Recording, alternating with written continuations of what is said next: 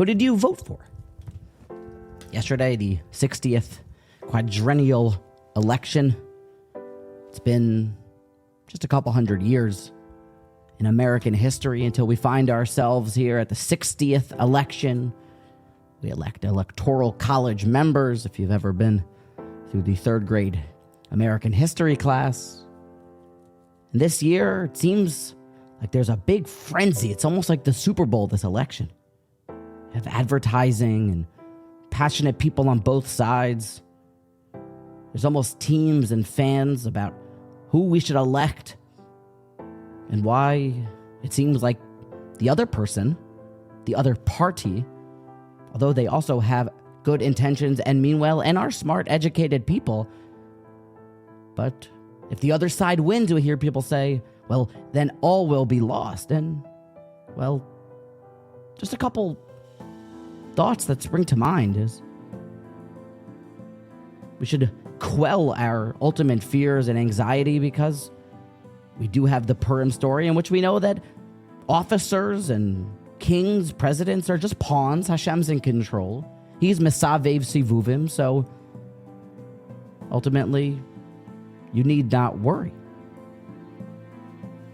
And furthermore, while there are some choice policies, and when you actually ask people, they really don't know what each candidate stands for. They just know what other people say in the coffee room, at least most of us. And there are some questionable policies based on how to deal with foreign affairs, making peace, finishing the Gaza problem, how to deal with same-gender marriages. We all obviously know the Torah's view about that. How to deal with the rising drug crisis, possibly adding the death penalty to drug dealers. How to deal with inflation, tax the rich.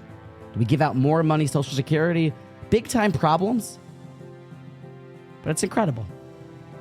Because it only seems like we try to vote for others, for someone to do the job and fix it, but you hardly ever feel in just a musser idea about, let me vote for myself to be able to actually do what I can to solve the problem.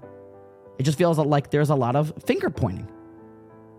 And while we do live in a democracy, a government by the people, for the people, and while it, is kind of an awkward experiment,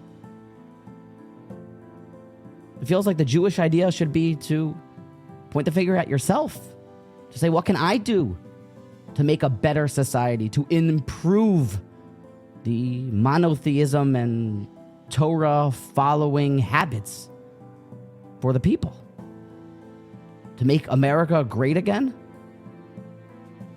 to keep peace in the world.